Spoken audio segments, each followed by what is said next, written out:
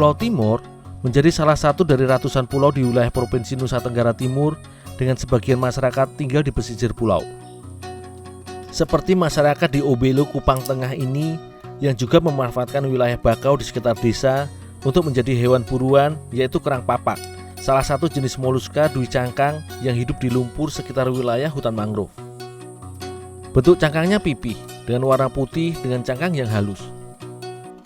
Mencarinya pun cukup mudah. Aku bersama Bapak Yes Mesak cukup meraba lumpur sekitar akar bakau.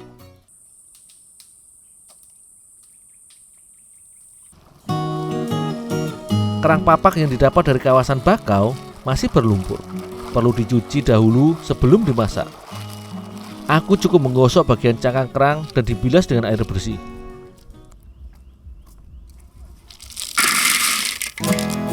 Dari kerang yang sudah didapat dan dicuci, bisa langsung direbus untuk membuka cangkang agar isi kerangnya dapat dikeluarkan.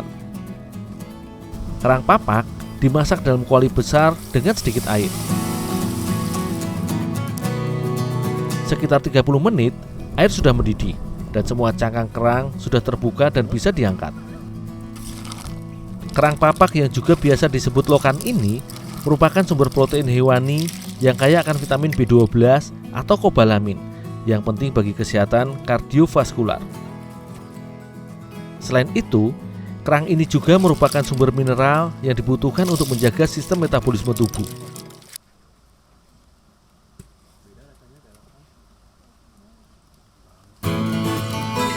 Isi kerang dalam cangkang yang sudah terbuka tinggal aku ambil dan kumpulkan. Setelah dikeluarkan dari cangkangnya, daging kerang papak masih harus dicuci kembali.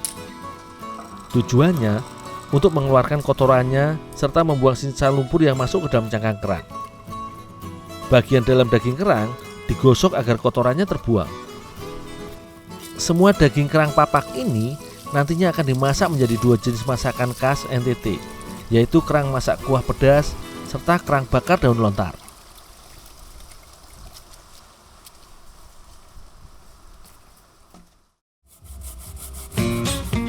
Untuk masakan kerang bakar daun lontar, dibutuhkan bahan tambahan berupa kelapa parut sebagai campuran. Selain jadi penambah rasa gurih, kelapa parut ini juga akan membantu daging kerang agar tidak mudah gosong saat dibakar. Sebagai bumbu penyedap, rempah-rempah digunakan sebagai campuran untuk memasak daging kerang bakar ini. Serta serai, daun kemangi, dan jeruk nipis akan memperkaya rasa masakan nantinya.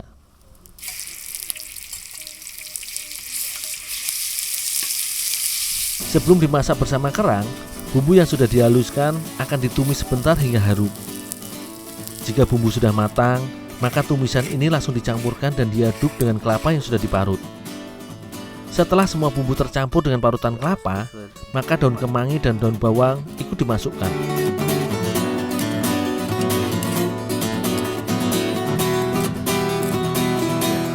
Sebagai tambahan, irisan kentang rebus juga akan dimasukkan sebagai campuran dan pelengkap dari masakan kerang bakar lontar ini.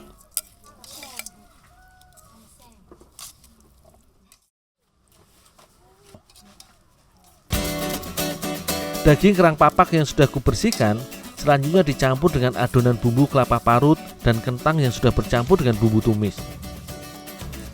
Semua bahan ini selanjutnya diaduk sampai merata. Kemudian, campuran kerang ini dibungkus dengan daun lontar yang masih muda. Semua bahan diletakkan di tengah-tengah lipatan daun lontar. Kemudian kerang ditutup dengan sisi lain daun lontar dan dibuat membulat. Barulah bagian ujung daun lontar yang terbuka diikat kuat. Cara memasak dengan memanfaatkan daun lontar sebagai pembungkus bahan masakan menjadi salah satu cara pengolahan makanan tradisional Timor yang masih dipertahankan hingga sekarang. Daging kerang berbumbu yang sudah dibungkus daun lontar ini akan dibakar di atas bara hingga matang.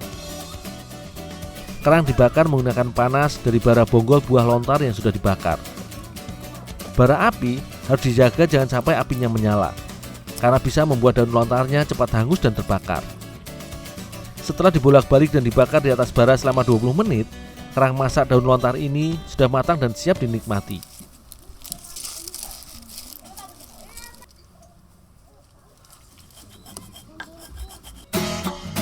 Jika sebagian kerang papak dimasak daun lontar, maka sebagian lagi akan dimasak kuah pedas.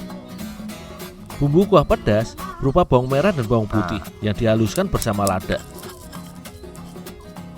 Sebagai penyedap tambahan, serai, daun kemangi, dan rempah lainnya akan ditambahkan ke dalam bumbu kuah pedas ini. Sebagai pelengkap, beberapa sayuran akan ditambahkan dan dimasak bersama kerang. Terong, kacang panjang, dan wortel diiris dan dipotong-potong menjadi bagian yang lebih kecil agar cepat matang dan mudah dimakan.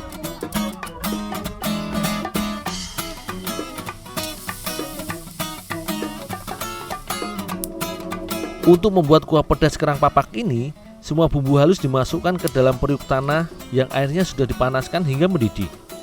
Selanjutnya, barulah sayuran potong dimasukkan. Kemudian, daging kerang matang dan sudah dicuci bersih dimasak kembali bersama bumbu kuah pedas dan sayuran. Daun kemangi, serai, dan rempah tambahan juga dijadikan pelengkap dari masakan tradisional masyarakat Pulau Timur ini. Memasak kuah pedas kerang papak ini juga tidak perlu terlalu lama. Jika semua bumbu dan bahan sudah masuk dan mendidih, itu artinya kuah pedas siap dinikmati.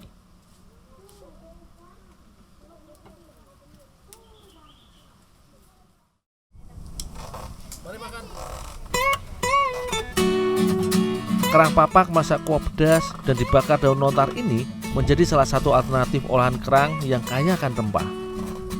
Campuran beragam jenis bumbu dan sayur tambahan menjadi masakan kerang ini semakin istimewa.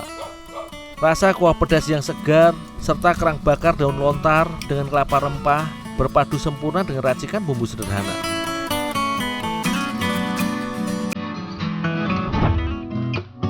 Di kawasan Nulbaki, Kota Kupang, Nusa Tenggara Timur, para ibu yang sudah tergabung dalam kelompok wanita Tani Damai memiliki beberapa olahan bahan pangan yang unik.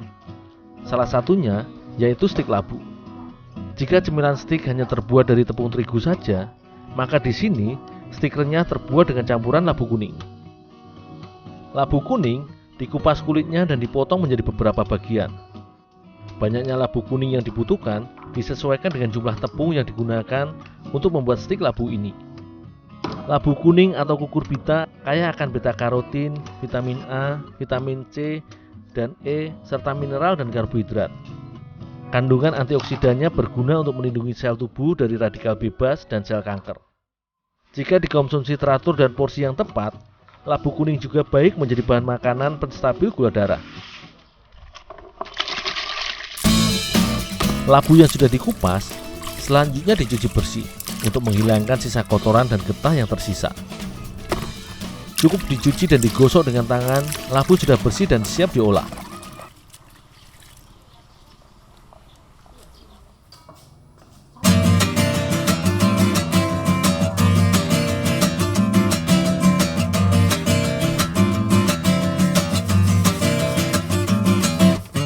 Untuk dapat dibuat menjadi stik, maka labu kuning yang sudah dicuci bersih harus dihaluskan terlebih dahulu. Untuk itu, labu diparut hingga teksturnya menjadi halus. Labu merupakan jenis buah sayuran yang bertekstur keras, tetapi jika sudah dimasak akan menjadi lembut seperti bubur. Selain itu, labu juga mudah halus untuk diparut karena teksturnya yang tidak berserat kasar.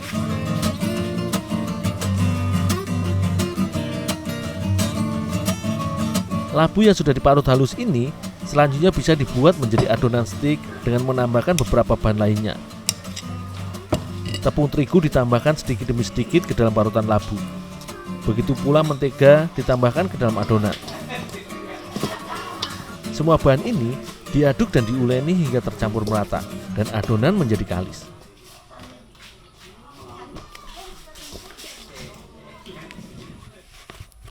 Stik labu biasanya akan memiliki warna kekuningan sesuai dengan warna labu yang digunakan sebagai bahan utama pembuatannya. Tetapi sebagai variasi baru, stik labu juga bisa ditambahkan sari daun pandan sebagai pewarna hijau. Air pandan ini memberi warna dan menambahkan aroma pada stik yang akan dibuat. Adonan stik yang sudah diuleni ini dibagi menjadi beberapa bagian kecil. Selanjutnya, adonan digiling menjadi lembaran tipis untuk kemudian dipotong menjadi persegi panjang sehingga saat dicetak ukuran stik menjadi seragam.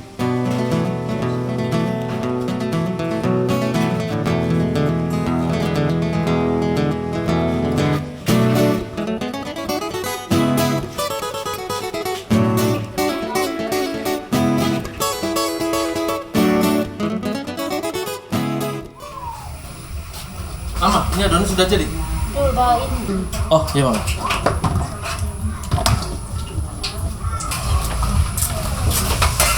Mama, ini siap digoreng. Iya, terima kasih.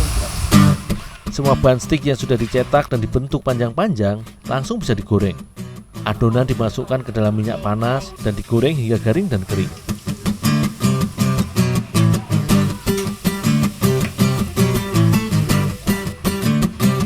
Tidak perlu lama, stik labu sudah matang dan siap dinikmati.